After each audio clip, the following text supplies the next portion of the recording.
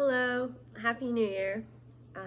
I made a commitment myself for this upcoming year to carve out a space of the internet, a little chunk of the internet for myself to basically allowing myself to be creative. Because in the past, I've tried to juggle that with daily living and school and work, and that creative side of myself has always took the brunt, always been neglected the most. So I wanted this year to be the year that I invest in that side of myself. And like what initially came up to me in my like school ridden brain is like, okay, like let's be logical about this, let's be smart about this, right? And so SMART goals initially came to mind. And SMART goals are really useful in making sure that those goals are achievable or completed because it follows like certain metrics, I guess. So SMARTs is like an acronym. S is for specific, M is for measurable, A is for achievable, R is for realistic, and T is for timely.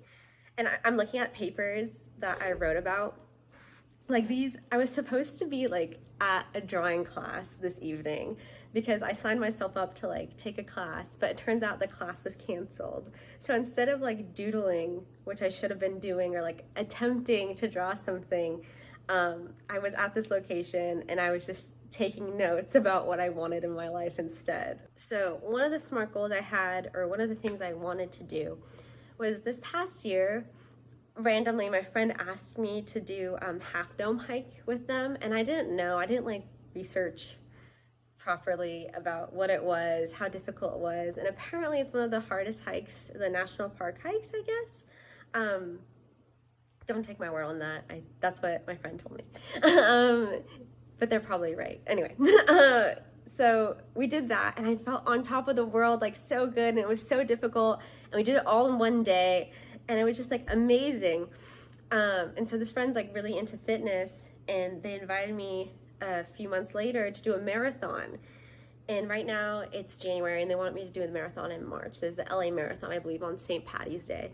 And I was doing research on like what it takes to run a marathon. And it's like, 50 miles a day or not a day, 50 miles a week. That'd be crazy a day. 50 miles a week for 4 months minimum to like run a marathon comfortably.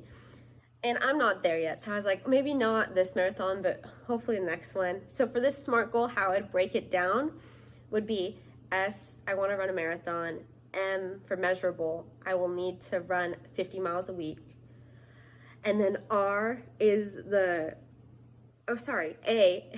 I skipped A. A is achievable. And so right now I have a gym membership, so I'm able to track the miles I'm running with like a treadmill or something like that, so it is achievable. R is realistic. Is this realistic? Yeah, if me pushing back the date for 4 months or more allows me to be in better shape to do it, that's more realistic. So I think there's one in SF in May, or no, there is one in May, but I think there's one in July as well that I'm eyeing that more because I'm not ready for it yet. So that's cool.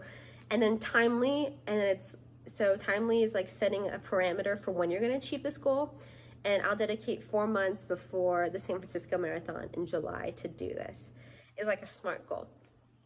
And like, that sounds all good and dandy, but then actually doing it is another story, right? Why I want to do it, when do I want to, like I'm more invested in like maybe why I pick certain goals, because for the longest time, my goals were more set around, I feel like what adults had put on me, or maybe what society is expecting of me, like what I should be wanting, what I should be doing.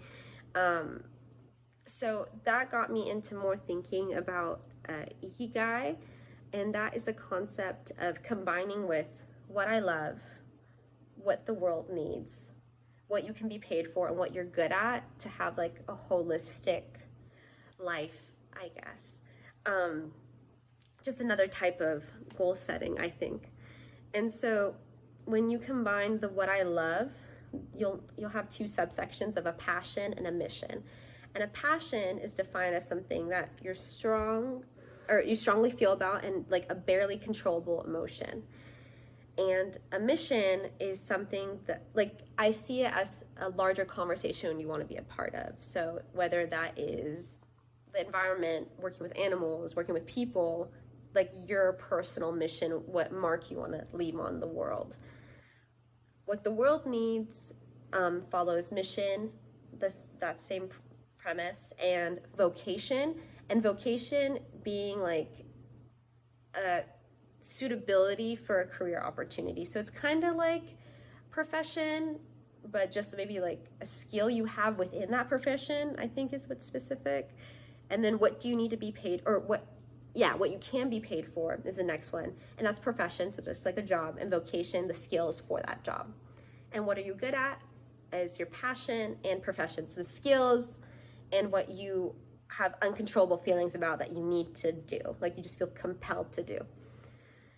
And when what I have trouble with is like when filling out diagrams like this or going through this, for me, I love creatives. I love going to art shows. I appreciate just certain movies and videos. Like I see YouTube videos as these like fancy little, I guess some, depending on the content you watch, right? That like these, when you go to like I don't know, I guess I've never been to a Michelin star restaurant, but like the idea, think of Ratatouille, right? Where it's like a tiny bit, like he's eating it, but he's like flashing back and he's having a good memory. Like this tiny clip, like these clips that are about 15 minutes or like not even a sitcom's worth, can bring such like good emotion to people or just teach them so many things that, I don't know, I think that's pretty cool. But for me personally, in terms of being in those spaces, I feel like what I have to offer or what I, like the skills I need to develop or what my creative entertainment value was like difficult to find, or is difficult to find, not was. I'm like struggling with this. So I think doing this and putting it into a category for one of these things is very difficult for me. But I want to give myself the opportunity. I want to carry y'all along on the journey to try out different, I guess, creative aspirations I have and document that. So I hold myself accountable to not only setting smart goals, but fulfilling what I need in this ikigai, I'm sorry if I'm pronouncing that wrong, by the way, diagram. And right now I'm like not currently in school because it's break, but as school starts up and I continue to work full time and just continue to live life, I want to make sure that I set aside a chunk of time for this, because it's very important to give yourself that, I think. And I'm in a position where I have some privilege of not being able, like I get to live for myself. I don't have dependents.